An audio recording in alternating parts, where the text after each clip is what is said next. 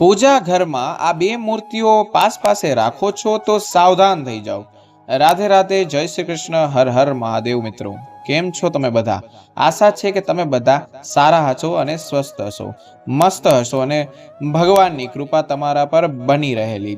મિત્રો, તમારે તમારા પૂજા ઘરમાં આ બે મૂર્તિઓને એક સાથે ક્યારે પણ ભૂલથી રાખવી નહીં તો તમને ભયંકર વાસ્તુ દોષ લાગવામાં બિલકુલ પણ વાર નહીં લાગે, જેનું નિવારણ કદાચ કોઈ કરી શકે। હા મિત્રો, તમને કંગાળ થવામાં બિલકુલ પણ વાર નહીં લાગે। જો તમે પણ આ ભૂલ કરો છો તો આજથી આજ જ આ ભૂલ કરવાનું બંધ કરી દો અને આ વિડીયોને અંત સુધી પૂરો જુઓ। તમારે આ વિડીયો જોઈને સાવધાની રાખવી પડશે। મિત્રો, આપણા હિન્દુ ધર્મમાં દરેક ઘરમાં ભગવાનનું એક પૂજા ઘર તો અવશ્ય હોય છે, અથવા એમ કહી શકાય કે એક નાનકડું પ્યારું ભગવાનનું મંદિર તો જરૂર બનાવેલું હોય છે, જ્યાં આપણે રોજ આપણા પ્રભુની પૂજા અને અર્ચના કરીએ છીએ। મિત્રો, આપણે ભગવાનને નવડાવીએ છીએ, તેમના કપડાં પહેરાવીએ છીએ, તેમને ચંદન લગાવીએ છીએ, તેમને આપણા હાથે બનાવેલો પ્યારો ભોગ ધરાવીએ છીએ અને આ બધું આપણે નિત્યકર્મ તરીકે જરૂર કરીએ છીએ, કારણ કે મિત્રો, આપણા ઘરમાં બનેલું જે પૂજાનું કેન્દ્ર હોય છે તે ઈશ્વર સાથે સંપર્ક કરવાનું આપણા ઘર માટે ખૂબ જ સારું માધ્યમ હોય છે।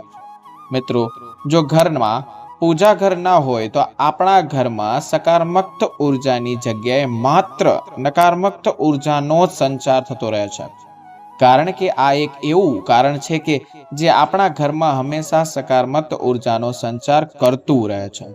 મિત્રો, આપણા ઘરમાં મોજૂદ દેવી દેવતાઓની, ભગવાનની મૂર્તિઓ અને ભગવાનની તસવીરો તો તેની સામે ચિંતન કરવાનો આ સૌથી સરળ ઉપાય હોય છે કે આપણે ભગવાનની સામે, તેમની મૂર્તિની સામે, તેમની સાથે વાતો કરીએ છીએ, તેમની પૂજા અર્ચના કરીએ છીએ, તેમનું ધ્યાન પણ કરીએ છીએ, જેના દ્વારા આપણે આપણા ઈષ્ટદેવ પાસે આપણી બધી મનોકામનાઓ જાહેર કરીએ છીએ। પરંતુ મિત્રો, ઘણી વખત એવું થાય છે કે લોકો ખૂબ મહેનત કરે છે, ભગવાનની સેવા પણ કરે છે, તેમને ભોગ પણ ધરાવે છે અને સતત મંત્રોનો જાપ કરતા રહે છે, પરંતુ તેમને પૂજાનું પૂરું ફળ મળતું નથી।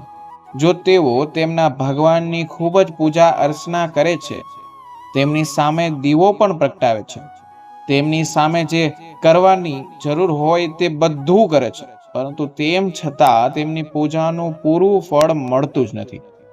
તમારા ઘરમાં પૂજા ઘર હોવા છતાં પણ તમારા ઘરમાં સુખ સમૃદ્ધિ આવી શકતી નથી અને તમારા ઘરમાં દરેક સભ્ય વચ્ચે સતત લડાઈ ઝઘડા તથા કલંશ રહે છે। ભલે તે નાની વાત હોય કે મોટી વાત હોય, થોડી જ વારમાં દરેક સભ્ય વચ્ચે વિવાદ શરૂ થઈ જાય છે।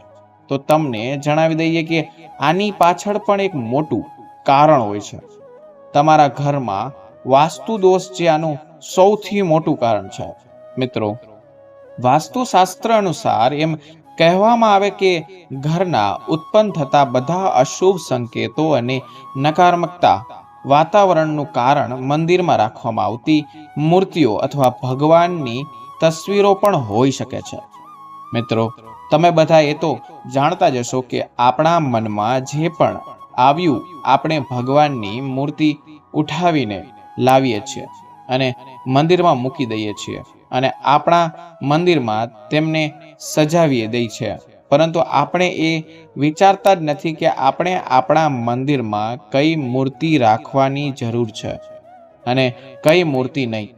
ભગવાનની મૂર્તિ રાખતા પહેલા તમારે થોડુંક વિચારવાની જરૂર છે, અથવા તમારા ઘરમાં મંદિરનું નિર્માણ જો વાસ્તુ દોષ હિસાબથી કે નહીં કરવામાં આવ્યું હોય તો તમારા ઘરમાં વાસ્તુ દોષ લાગી શકે છે। તો આ બધા દોષોને દૂર કરવા માટે આપણે આપણા ઘરમાં વાસ્તુના નિયમનું પાલન તો જરૂર કરવું જોઈએ, આ બધા દોષોથી મુક્તિ મળે।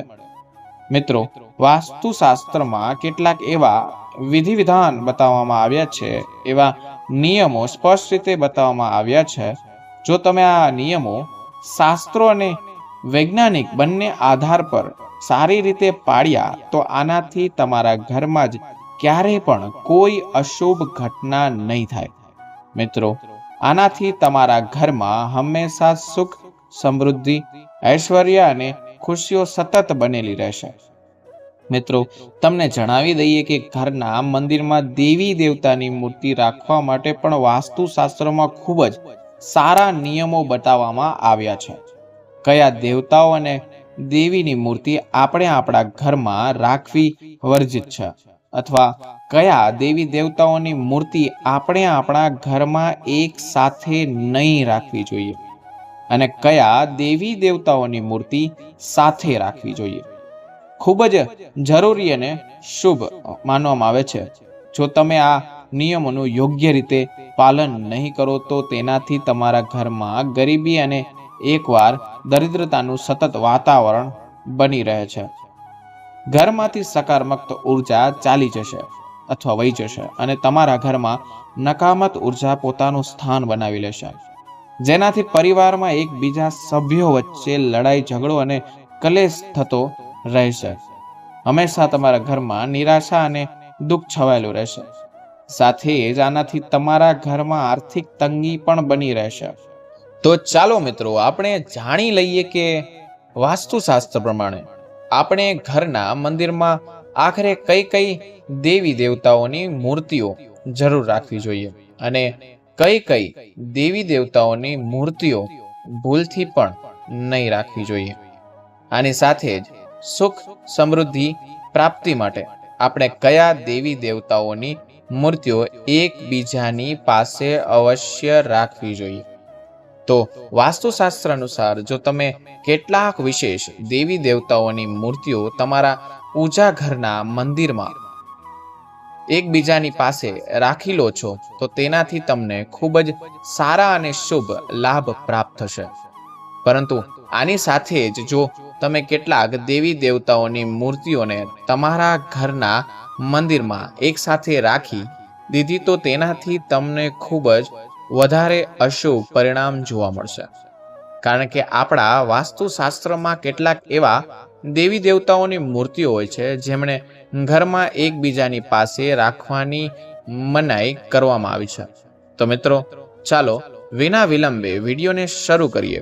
પરંતુ વિડીયો શરૂ કરતા પહેલા વિડીયોને લાઈક કરીને, ચેનલને સબસ્ક્રાઇબ કરીને પાસેની બેલ આઇકોનને જરૂર દબાવી દેજો, જેથી આવનારા વિડીયોનું નોટિફિકેશન તમારી પાસે સૌથી પહેલા પહોંચી શકે. અને જો તમે પણ મહાદેવના સાચા હૃદયથી પ્રેમ કરો છો તો કમેન્ટ બોક્સમાં હર હર મહાદેવ અવશ્ય લખી દેજો.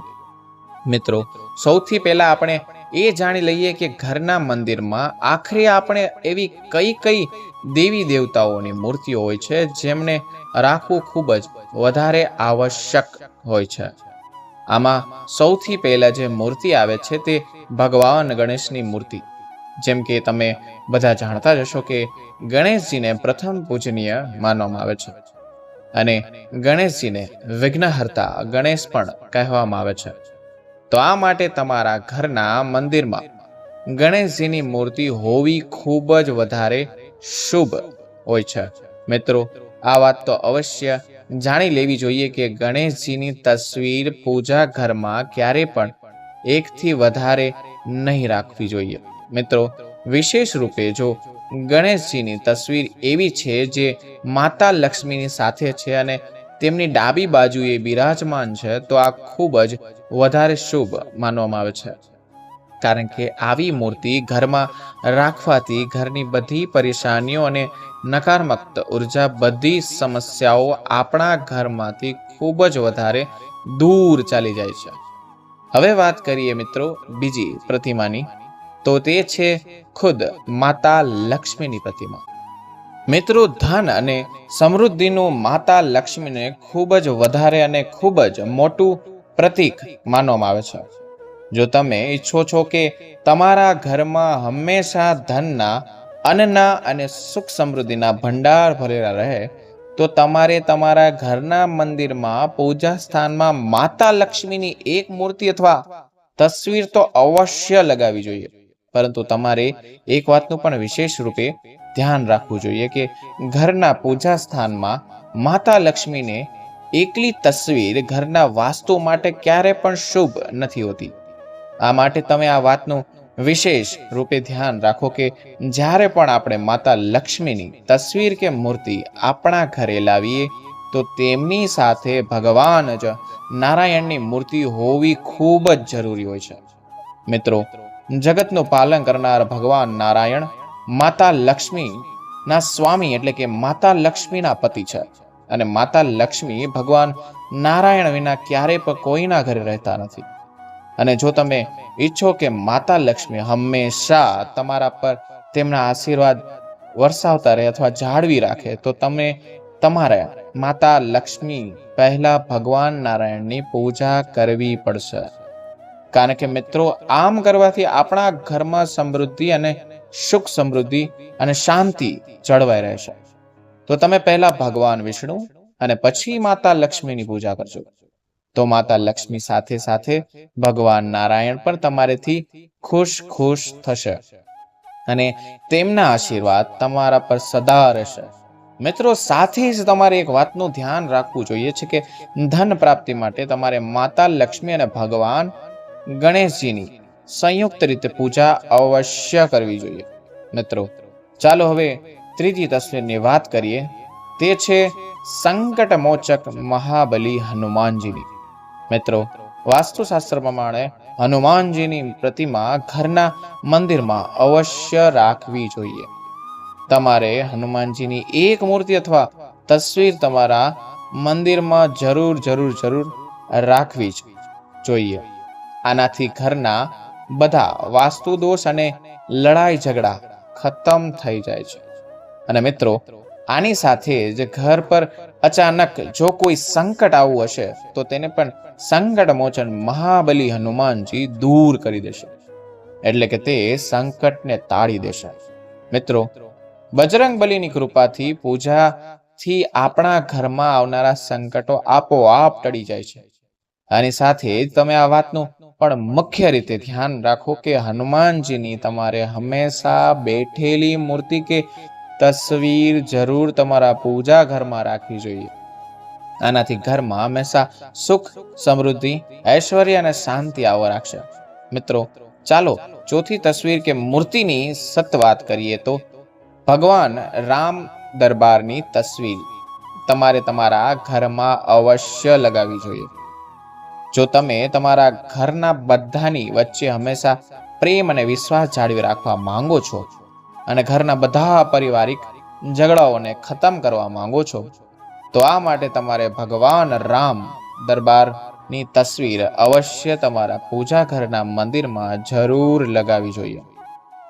આ તે મૂર્તિઓ કે તસવીરો છે જે તમારે તમારા પૂજામાં મુખ્ય રીતે લગાવવી જ જોઈએ. આ સિવાય તમે જે પણ દેવી દેવતાની પૂજા કરો છો તે કે દેવી દેવતાઓને તમે તમારા ઈષ્ટદેવને માનો છો તેનાથી પણ તમે તમારા ઘરના મંદિરમાં મૂર્તિ કે તસવીર લગાવી શકો છો. મિત્રો, તમારે એક વાતનું વિશેષ રીતે ધ્યાન રાખવું છે કે તમારે ક્યારે પણ તમારા પૂર્વજો કે તમારા મૃત માતા પિતા કે તમારા ગુરુની તસવીરને ક્યારે પણ ભગવાનના મંદિરમાં ભૂલથી પણ નહીં લગાવવી જોઈએ. કારણ કે મિત્રો, આમ કરવાથી આપણને ખૂબ જ પાપ લાગે છે. કારણ કે આપણે તો એક માનવ છીએ અને તે ભગવાન છે. જો આપણે આપણા પૂર્વજોને ભગવાન સમાન દરજ્જો આપીશું તો આ આપણા માટે ખૂબ જ ખોટું હશે. અમે એવું નથી કહેતા કે તમારા પૂર્વજો પૂજનીય નથી, તમે તેમની પૂજા ના કરો. પૂરા સાચા મનથી તેમની પૂજા કરો. તમારા પરિવારના સભ્યો, તમારા પૂર્વજો, તમારા મૃત માતા પિતા, તમારા ગુરુના બધા પૂજનીય જ છે, પરંતુ તેમને ભગવાન સમાન ક્યારે પણ દરજ્જો નહીં આપી શકાય. તેમની તસવીરોને ઘરના મંદિરમાં નહીં પરંતુ ઘરની આસપાસ કે કોઈ પણ રૂમમાં તમે લગાવી શકો છો. આમાં કોઈ તકલીફ નથી. તો મિત્રો, ચાલો હવે એ પણ જાણીએ કે આખરે ઘરના મંદિરમાં આપણે કયા કયા દેવી દેવતાઓને તસવીર ભૂલથી પણ એક સાથે નહીં લગાવવી જોઈએ. મિત્રો, તમને જણાવી દેવામાં આવે છે કે જેના પૂજા ઘરમાં આ તસવીર કે મૂર્તિ એક સાથે લગાવેલી હોય છે અને તે ઘરમાં રાજયોગ બનતો જાય છે. મિત્રો, જો આપણે આપણા ઘરમાં પૂજા ઘરમાં કેટલીક મૂર્તિઓ એકથી સાથે અને કેટલીક અન્ય મૂર્તિઓ પણ રાખી દઈએ છીએ તો તમે માનશો નહીં, આનાથી તમારી કિસ્મત ચોક્કસપણે બદલાઈ જશે અને જોતામાં આપણા જીવનમાંથી ગરીબી ધીરે ધીરે સમાપ્ત થઈ જશે. તો આમાં સૌથી પહેલા જો આપણે કોઈ મૂર્તિની વાત કરીએ તો તે મૂર્તિ છે ભગવાન કૃષ્ણની. જે લોકો તેમની મૂર્તિ ઘરના મંદિરમાં રાખે છે તો તેમની સાથે તેમને રાધાની મૂર્તિ પણ જરૂર રાખવી જોઈએ. મિત્રો, જો તમે તમારા ઘરમાં ભગવાન શ્રી કૃષ્ણને લડ્ડુ ગોપાલ સ્વરૂપે પૂજા કરો છો તો રાધા રાણીની મૂર્તિ રાખવી નહીં, તે તમારી મરજી છે, તેમાં કોઈ સમસ્યા નથી. પરંતુ જો તમે ભગવાન કૃષ્ણના મોટા સ્વરૂપની મૂર્તિ રાખી છે તો તેમની સાથે રાધા રાણીનું હોવું ખૂબ જ જરૂરી છે. કેમ કે કહેવાય છે કે જ્યાં રાધા રાણી હોય છે ત્યાં ભગવાન કૃષ્ણ પોતે દોડીને આવી જાય છે. મિત્રો, જો શક્ય હોય તો તમે ભગવાન શ્રી કૃષ્ણ અને રાધા રાણીની જોડાયેલી મૂર્તિ અથવા તસવીર તમારા ઘરમાં ખરીદીને લાવો અને પૂજા ઘરમાં સ્થાપિત કરો, કારણ કે આ મૂર્તિ પ્રેમની મૂર્તિ માનવામાં આવે છે. જે ઘરમાં તેમની તસવીર કે મૂર્તિ હોય છે તે ઘરમાં પતિ પત્ની, માતા પુત્ર, પુત્ર માતા કે માતા પિતા કે પરિવારના કોઈ પણ સભ્ય વચ્ચે ક્યારેય ઝઘડો થતો નથી. તેમની વચ્ચે હંમેશા ભગવાન કૃષ્ણની અને રાધા રાણીની જેમ પ્રેમ બની રહે. પરિવારના સભ્યો એકબીજા સાથે ખૂબ પ્રેમ કરે છે અને આ ઘરમાં હંમેશા ધન ધાન્યથી વૃદ્ધિ થતી જ રહે છે. મિત્રો, ચાલો હવે વાત કરીએ કે કયા ભગવાનની મૂર્તિ કે તસવીર આપણે પૂજા ઘરમાં ક્યારેય એક સાથે ભૂલથી પણ નહીં મૂકવાની.